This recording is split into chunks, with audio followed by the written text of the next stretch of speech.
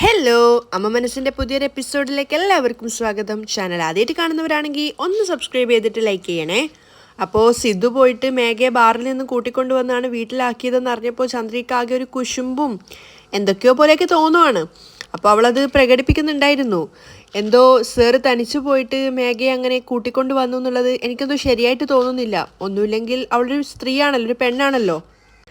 അപ്പം തന്നെ സിദ്ധുവിനും ലക്ഷ്മിക്കും മനസ്സിലായിട്ടുണ്ടായിരുന്നു അത് ചന്ദ്രികയുടെ കുശുമ്പാണെന്ന്. അവർ രണ്ടുപേരും പരസ്പരം നോക്കിയിട്ട് ചിരിക്കുകയാണ്. അപ്പോൾ ചന്ദ്രിക ചെറുതായിട്ട് കുശുമ്പോടെ തന്നെയാണ് സംസാരിക്കുന്നത്. സാറിന് എന്നെയും കൂട്ടിയിട്ട് പോയിക്കൂടായിരുന്നോ? തനിയെ എന്തിനാ സാറ് പോയത്? അപ്പം തന്നെ ലക്ഷ്മി പറയുന്നുണ്ട്, എന്താ ചന്ദ്രിക, അങ്ങനെയുള്ളൊരു സ്ഥലത്ത് നിന്നെ എങ്ങനെയാണ് കൂട്ടിയിട്ട് പോവുക? മേഘ ഒരു ഉളുപ്പുമില്ലാതെ അവിടെ പോയി കുടിച്ചു കിടന്നു എന്ന് കരുതിയിട്ട് നിന്നെ അങ്ങോട്ടേക്ക് കൂട്ടിക്കൊണ്ട് പോകുന്നത് ശരിയാണോ? ചന്ദ്രിക ഒന്നും പറയാതെ തലതാഴ്ത്തിയിട്ട് കുശുമ്പോടെ നിൽക്കുകയാണ്. അപ്പോൾ സിദ്ധുവിനാണെങ്കിൽ ചിരി വരുന്നുണ്ടായിരുന്നു ചന്ദ്രികയുടെ ആ ഒരു ഭാവം കണ്ടപ്പോൾ.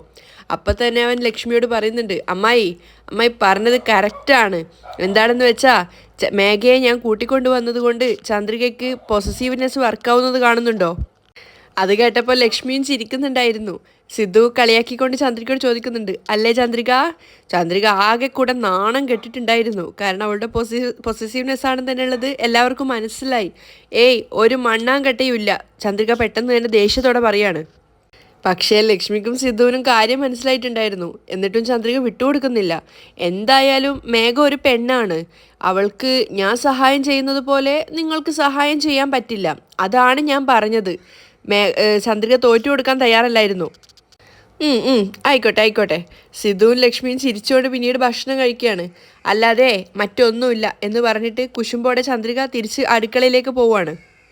ചന്ദ്രിക പോയപ്പോൾ തന്നെ സിദ്ധു ചിരിച്ചുകൊണ്ട് ലക്ഷ്മിയോട് പറയുന്നുണ്ട്, ആൻറ്റി, ചന്ദ്രികയ്ക്ക് എൻ്റെ മേൽ പോസസീവ്നെസ് തുടങ്ങിയിട്ടുണ്ട്.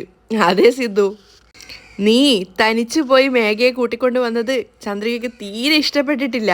ലക്ഷ്മിയും സിദ്ധുവിനോട് പറയുന്നുണ്ട്. സിദ്ധു ചിരിക്കുകയാണ്.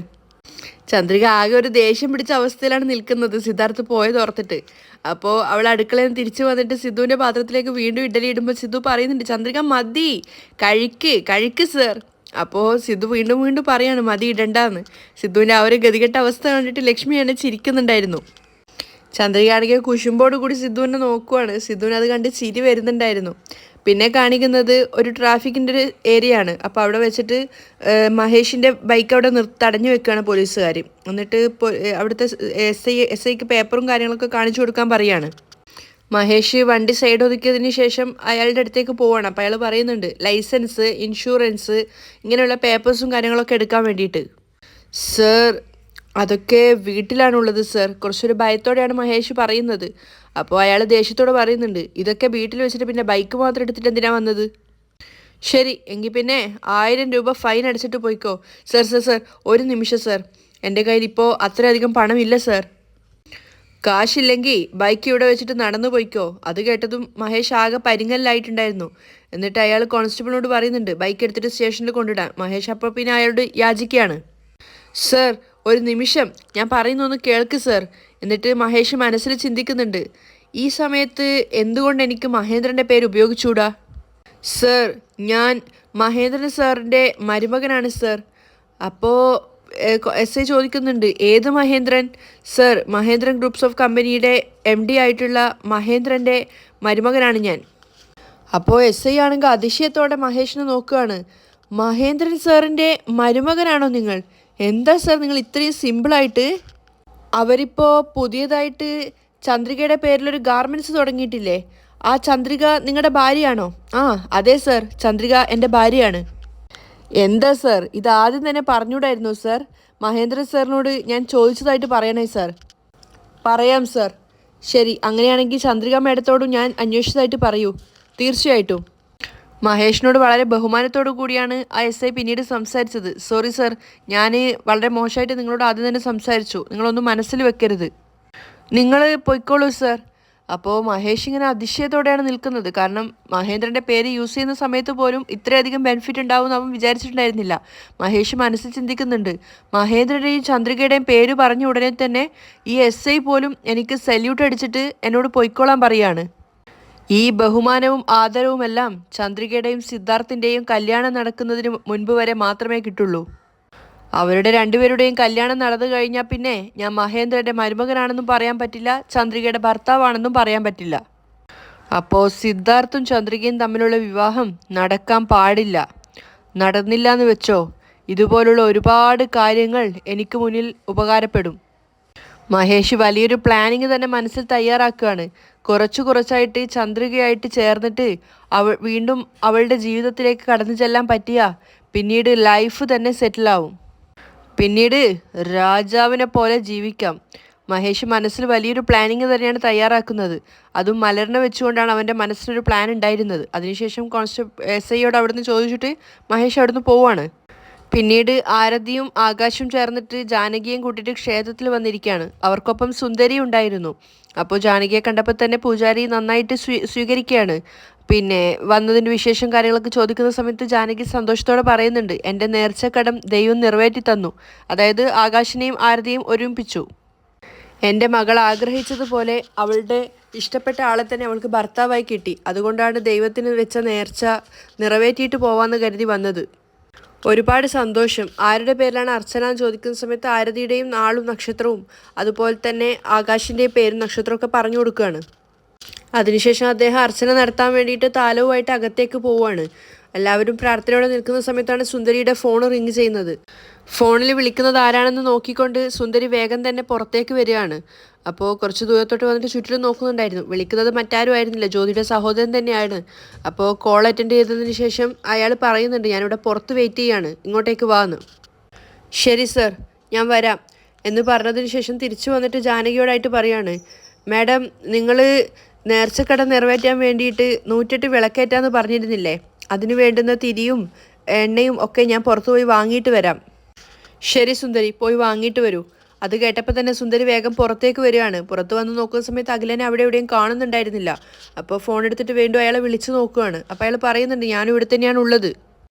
അങ്ങനെ അവർ രണ്ടുപേരും പരസ്പരം കണ്ടുമുട്ടിയ സമയത്ത് അഖിലൻ അയാളുടെ പോക്കറ്റിൽ നിന്ന് ഒരു പേപ്പർ മടക്കിയത് എടുക്കുകയാണ്. അപ്പോൾ സുന്ദരി ഇങ്ങനെ കാത്തു നിൽക്കുന്നുണ്ടായിരുന്നു അതെന്താണെന്ന് അറിയാൻ വേണ്ടി. അപ്പോൾ അതിനകത്ത് ഒരു ചെറിയ തകിടാണ് ഉണ്ടായിരുന്നത്. അതെടുത്തിട്ട് സുന്ദരിക്ക് കാണിച്ചു കൊടുക്കുകയാണ് അയാൾ. എന്നിട്ട് സുന്ദരിയോടായിട്ട് പറയുന്നുണ്ട്, ഇതിനകത്ത് പോയിസൺ ആണുള്ളത്. അത് കേട്ടപ്പോൾ സുന്ദരി ചെറുതായിട്ടൊന്ന് ഭയന്നിട്ടുണ്ടായിരുന്നു. ഇത് ആർക്കും മനസ്സിലാവാത്ത രീതിയിലാണ് വെച്ചിട്ടുള്ളത്.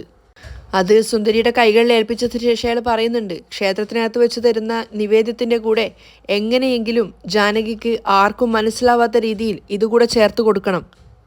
ശരി സർ. ക്ഷേത്രത്തിൽ നിന്ന് കൊടുക്കുന്ന പ്രസാദത്തിൻ്റെ കൂടെ ഈ ഒരു പോയിസൺ കൂടി ചേർത്ത് കൊടുത്തു കഴിഞ്ഞാൽ 5 സെക്കൻഡിനകം ജാനകിയുടെ കഥ അവസാനിക്കും. സുന്ദരി കയ്യിലുണ്ടായിരുന്ന ആ ഒരു പേപ്പറിലേക്ക് വീണ്ടും നോക്കുകയാണ്. അപ്പോൾ അഖിലൻ ധൈര്യം കൊടുക്കുന്നുണ്ട്, ഒന്നുകൊണ്ടും പേടിക്കേണ്ട, നിന്റെ മേൽ ആർക്കും ഒരു സംശയവും വരില്ല. ഈ പോയിസൺ കഴിച്ചിട്ട് ജാനകി മരിച്ചാലും അവൾ ഹാർട്ട് അറ്റാക്ക് കാരണമാണ് മരിച്ചതെന്ന് നീ എല്ലാവരെയും വിശ്വസിപ്പിക്കണം. ജാനകി കുറച്ചു കാലമായിട്ട് നെഞ്ചുവേദനിക്കുന്നതായിട്ട് എപ്പോഴും അടിക്കടി പറയാറുണ്ടെന്ന് നീ എല്ലാവരുടെ അടുത്തും പറഞ്ഞിട്ട് അവർക്കൊക്കെ മനസ്സിൽ അത് കയറ്റി കൊടുക്കണം. മനസ്സിലായോ? മനസ്സിലായി സർ. ഈ അവസരം ഒരു കാരണവശാലും നഷ്ടപ്പെടുത്തരുത്.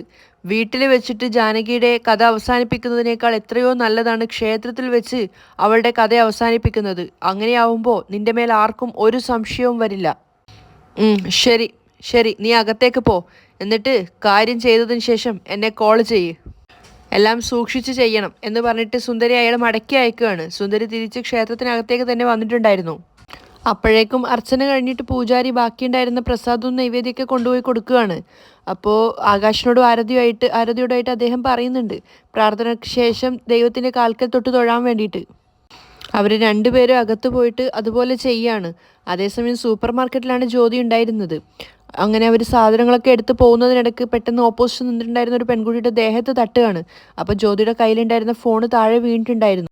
അപ്പോൾ അത് ഗീതയായിരുന്നു ജ്യോതിയെ തട്ടിയിട്ട് താഴെ വീണിട്ടുണ്ടായിരുന്നത്. അപ്പോൾ അവൾ തന്നെ ഫോൺ എടുത്ത് കൊടുക്കുകയാണ്, സോറി എന്നൊക്കെ പറഞ്ഞിട്ട്. ഫോൺ എടുത്ത് നോക്കുന്ന സമയത്ത് വാൾപേപ്പറിൽ വാസുവിൻ്റെ കൂടെ ചേർന്ന് നിൽക്കുന്ന ഒരു ഫോട്ടോ ആണുള്ളത്. അത് കണ്ടപ്പോൾ ഗീത ചിന്തിക്കുന്നുണ്ട്, ഇത് വാസു സാറാണല്ലോ. ഇനിയൊരു പക്ഷേ ഇത് വാസു സാറിൻ്റെ രണ്ടാമത്തെ ഭാര്യ ആയിരിക്കുമോ? അവളിങ്ങനെ ഫോണിലേക്ക് നോക്കി നിൽക്കുന്ന സമയത്ത് ജ്യോതി ഫോണിന് ചോദിക്കുകയാണ്. ഫോൺ വാങ്ങി താങ്ക്സും പറഞ്ഞിട്ട് ജ്യോതി വീണ്ടും സാധനങ്ങൾ എടുത്തു വെക്കാൻ വേണ്ടി പോയിട്ടുണ്ടായിരുന്നു. ഗീതയാണെങ്കിൽ ജ്യോതിയെ തന്നെ നോക്കി നിൽക്കുകയാണ്. അപ്പോൾ അവൾ ചിന്തിക്കുന്നുണ്ട്, പാവം ജാനകി അമ്മ, ഇവളുടെ ഈ അഴക് കണ്ടിട്ടായിരിക്കും വാസു സാർ പിന്നാലെ കൂടിയത്. അതുകൊണ്ട് ജാനകി അമ്മയുടെ ജീവിതമാണ് നശിച്ചത്. ഗീതയ്ക്ക് ജ്യോതിയെ കാണും തോറും ദേഷ്യം തോന്നുവാണ്. ഇതുപോലെ മറ്റുള്ള സ്ത്രീകളുടെ ഭർത്താക്കന്മാരെ ആഗ്രഹിക്കുന്ന പെണ്ണുങ്ങൾക്കൊക്കെ നല്ല കിഴുക്ക് കൊടുക്കണം, എങ്കിലേ അവരൊക്കെ പഠിക്കുള്ളൂ. അവളിങ്ങനെ ദേഷ്യത്തോടെ ജ്യോതിയെ തന്നെ കുറേ നേരം നോക്കി നിന്നിട്ടാണ് അവിടുന്ന് പോയത്. അതേസമയം അഖിലം പിന്നീട് ജ്യോതിയാണ് കോൾ ചെയ്യുന്നത്. ജ്യോതി ഫോൺ എടുത്തിട്ട് ഏട്ടനോട് സംസാരിക്കുകയാണ്.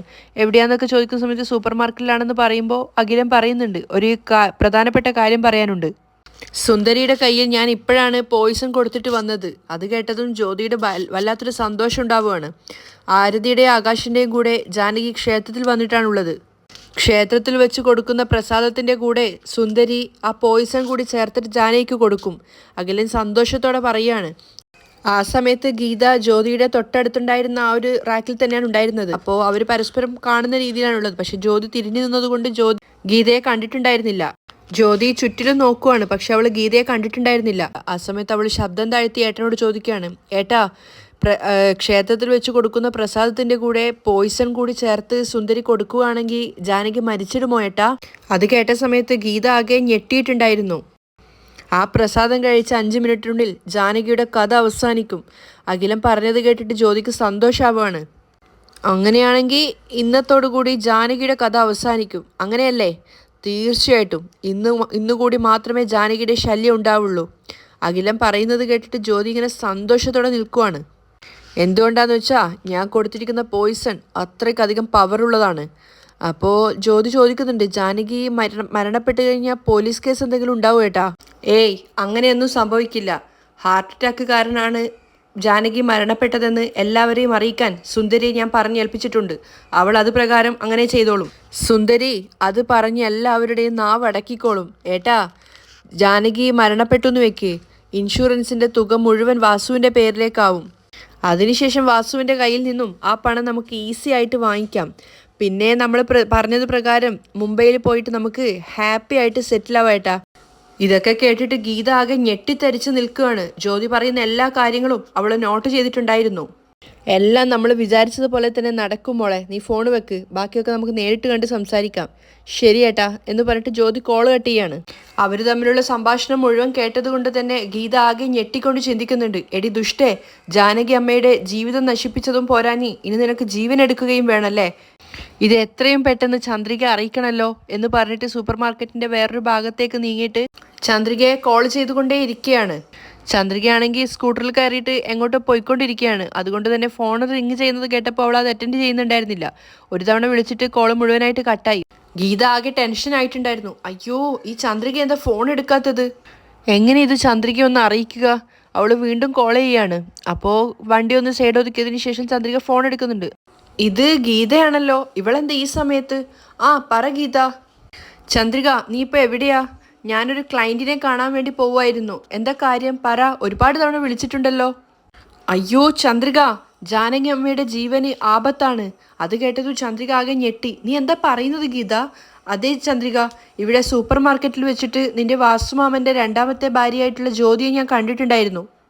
അവർ ഇവിടെ വെച്ച് ആരോടോ ഫോണിൽ സംസാരിക്കുന്നത് ഞാൻ കേട്ടതാണ്. ഇന്ന് ജാനകി അമ്മ ക്ഷേത്രത്തിൽ പോയിട്ടുണ്ടെന്നും അവിടെ വെച്ച് പോയിസൺ കൊടുത്തുകൊണ്ട് ജാനകി അമ്മയെ കൊല്ലാനുള്ള പ്ലാനും ഒക്കെ അവരാരോടോ സംസാരിക്കുന്നുണ്ടായിരുന്നു. ഗീത പറഞ്ഞത് കേട്ടതും ചന്ദ്രിക എന്താ ചെയ്യേണ്ടതെന്ന് അറിയാതെ ആകെ വെപ്രാളപ്പെടുകയാണ്. നീ എന്തൊക്കെയാ പറയുന്നത് ഗീത? അതേ ചന്ദ്രിക, ജ്യോതി ആരുടെ കൂടെ ഫോണിൽ സംസാരിക്കുന്നത് ഞാൻ എൻ്റെ ചെവി കൊണ്ട് കേട്ടതാണ്. എങ്ങനെയെങ്കിലും നീ നിന്റെ ജാനകി അമ്മയെ കോൾ ചെയ്തിട്ട് ക്ഷേത്രത്തിൽ വെച്ചിട്ട് ആരെന്ത് തന്നാലും കഴിക്കരുത് എന്ന് പറയൂ. ശരി ശരി ഗീത, ഞാൻ ഇപ്പം തന്നെ ഫോൺ ചെയ്ത് പറയാം എന്ന് പറഞ്ഞിട്ട് പരിഭ്രാന്തിയോടെ ചന്ദ്രിക കോൾ കട്ട് ചെയ്യാണ്. അവൾക്ക് എന്താ ചെയ്യേണ്ടതെന്ന് മനസ്സിലാവുന്നില്ല. വണ്ടിയിൽ നിന്ന് ഇറങ്ങിയിട്ട് ചന്ദ്രിക വേഗം തന്നെ ജാനകിയുടെ ഫോണിലേക്കാണ് കോൾ ചെയ്യുന്നത്. പക്ഷേ അവർ കാറിൽ വെച്ചിട്ട് പോയതുകൊണ്ട് തന്നെ ഫോൺ അറ്റൻഡ് ചെയ്യുന്നില്ല. ചന്ദ്രിക ആകെ വല്ലാതെ വീർപ്പ് മുട്ടുവാണ്. അയ്യോ, അമ്മായി ഫോൺ എടുക്കുന്നില്ലല്ലോ, ഇനി എന്താ ചെയ്യുക? ആരതിയെ വിളിച്ചു നോക്കാം എന്ന് പറഞ്ഞിട്ട് ആരതിയുടെ നമ്പറിലേക്ക് വിളിക്കുന്ന സമയത്ത് നോട്ട് റീച്ചബിൾ ആയിരുന്നു. അയ്യോ, ആരതിയുടെ ഫോണും കിട്ടുന്നില്ല. ഞാനിപ്പോൾ എന്താ ചെയ്യുക? എനിക്കൊരു എത്തും പിടിയും കിട്ടുന്നില്ലല്ലോ. ആകാശിൻ്റെ ഫോണിലേക്ക് കോൾ ചെയ്യാം എന്ന് പറഞ്ഞിട്ട് ആകാശിൻ്റെ നമ്പറിലേക്ക് വിളിക്കുകയാണ്. ആ സമയത്ത് ക്ഷേത്രത്തിലാണെങ്കിൽ സുന്ദരി പോയിട്ട് എണ്ണയും വിളക്കും ഒക്കെ വാങ്ങിയിട്ട് വന്നിട്ടുണ്ടായിരുന്നു. അതൊക്കെ ജാനകിയോട് പറയുകയാണ്. അതൊക്കെ ആരതിയുടെ കൈ കൊടുത്ത സമയത്ത് ജാനകി ആരതിയോട് പറയുന്നുണ്ട്, ആരതി, നിന്റെ കല്യാണം നീ ആഗ്രഹിച്ചതുപോലെ നല്ല രീതിയിൽ നടക്കുവാണെങ്കിൽ സ്വാമിക്ക് മുന്നിൽ 108 വിളക്ക് ഏറ്റി നടക്കാമെന്ന് ഞാൻ നേർച്ച നേർന്നിട്ടുണ്ടായിരുന്നു. ദീപം ഏറ്റി നടക്കാൻ നീ തയ്യാറല്ലേ ആരതി? തീർച്ചയായിട്ടും അമ്മ. ആരതി സന്തോഷത്തോടെ പറയാണ്. അപ്പോൾ ജാനകിയാണെങ്കിൽ പൂജാരിയോട് പറയുന്നുണ്ട് നൈവേദ്യം തയ്യാറാക്കാൻ വേണ്ടിയിട്ട്. അത് അവരുടെ അർച്ചനയൊക്കെ കഴിഞ്ഞതിന് ശേഷം ഇതൊക്കെ സുന്ദരി ഇങ്ങനെ വാച്ച് ചെയ്ത് നിൽക്കുകയാണ്. കാരണം ആ നൈവേദ്യത്തിൽ വേണം ഈ പോയിസൺ കലർത്തി കൊടുക്കാൻ വേണ്ടി. ഞങ്ങൾ പോയി ദീപം ഏറ്റിയിട്ട് വരാം എന്ന് പറഞ്ഞിട്ട് അവരവിടുന്ന് പോവുകയാണ്. ചന്ദ്രിക വിളിക്കുന്ന സമയത്ത് ആകാശിൻ്റെ ഫോണിലേക്കും കോള് പോകുന്നുണ്ടായിരുന്നില്ല, കിട്ടുന്നില്ല. അപ്പോൾ അവളാണെങ്കിൽ ആകെ വെപ്രാളത്തോടെ ചിന്തിക്കുന്നുണ്ട്, അയ്യോ ഇവരെല്ലാം ഫോൺ കാറിൽ വെച്ചിട്ടാണ് പോയതെന്നാണ് തോന്നുന്നത്. ഇനിയിപ്പോൾ എന്താ ചെയ്യുക? ഇത് ജാനകി അമ്മയുടെ അടുത്ത് എങ്ങനെയെങ്കിലും എത്തിക്കണമല്ലോ. എന്താ ഞാൻ ചെയ്യുക? അവൾ വല്ലാത്ത ടെൻഷനിലാണുള്ളത്. അതിനുശേഷം അവർ ആ ഒരു ദീപം വിളക്ക് തെളിക്കാൻ വേണ്ടിയിട്ട് പോയിരിക്കുകയാണ്. ആകാശിനോടും ആരതിയോടായിട്ട് ജാനകി പറഞ്ഞു കൊടുക്കുന്നുണ്ട് അണിഞ്ഞു പോവാതെ ആ 108 വിളക്കും ചെയ്യാൻ വേണ്ടിയിട്ട്. അവർ രണ്ടുപേരും അതിന് തയ്യാറെടുക്കുകയാണ്. ജാനകിയും അവരെ സഹായിച്ചുകൊണ്ട് അവിടെ തന്നെ നിൽക്കുന്നുണ്ടായിരുന്നു. ആ സമയത്ത് സുന്ദരി മെല്ലെ പിന്നോട്ടേക്ക് വലിയാണ്. അവർ നേരെ പൂജാരിയുടെ അടുത്തേക്ക് പോവാണ്. ആ വരൂ. എന്താ? സ്വാമിയുടെ പ്രസാദം കിട്ടിക്കഴിഞ്ഞാൽ എന്നോട് പറഞ്ഞാൽ മതി, ഞാൻ കൊണ്ടുപോയി ജാനകി അമ്മയ്ക്ക് കൊടുത്തോളാം. ശരി, ഞാൻ ആയിക്കഴിഞ്ഞാൽ നിങ്ങളോട് പറയാം. അയാൾ അകത്തേക്ക് പോവാണ്. സുന്ദരിക്ക് അപ്പോഴാണ് സമാധാനമായത്. അവർ നോക്കുന്ന സമയത്ത് ജാനകിയും ആരതിയും ആകാശം കൂടെ അവിടെ നിന്നിട്ട് ആ ഒരു കാര്യം ചെയ്തുകൊണ്ടിരിക്കുകയാണ്. ആരതി ആകാശം നല്ല സന്തോഷത്തിലാണ് ഉണ്ടായിരുന്നത്, തൊട്ടടുത്ത് ജാനകിയും. കാരണം അവരുടെ മകളുടെ ഏറ്റവും വലിയൊരു ആഗ്രഹമാണല്ലോ സാധിച്ചിട്ടുണ്ടായിരുന്നത്. അവരെ തന്നെ നോക്കിക്കൊണ്ട് സുന്ദരി മാറി നിൽക്കുന്നുണ്ട്. അവിടെയായിട്ടാണ് ഇന്നത്തെ എപ്പിസോഡ് വൈൻഡപ്പ് ചെയ്യുന്നത്.